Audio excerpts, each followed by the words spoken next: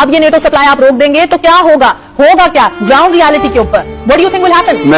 महर ground reality, अगर आप ground reality पे चलना तो चुप करके गुलाम बन जाते हैं। अंग्रेजों से क्यों इतनी कोशिश की थी आजादी लेने के लिए?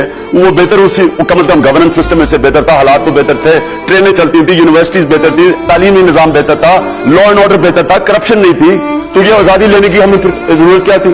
फिर जमीनी काय करके हाथ खड़े करके कहें जी आपके हम गुलाम है, जो करना कर लें।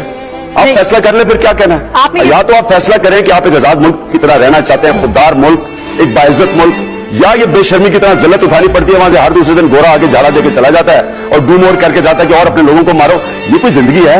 मैं आपको ये बता दूं कि अगर आप इस जिंदगी से मुतमईन है तो आप हो। मैं ये जमीनी इकाई कबूल नहीं करता। मैं वो पाकिस्तानी हूं जो पहली जनरेशन थी एक आजाद पाकिस्तान में पैदा हुआ था। मेरे माँ बाप ने मुझे बचपन से बताया था तुम कितने खुशकिस्मत हो कि एक आजाद मुल्क में पैदा हुए हो। मैं ये गुलामी तस्लीम करने के लिए तैयार नहीं हूं। और आप कहते हैं क्या होगा? पाकिस्तान बन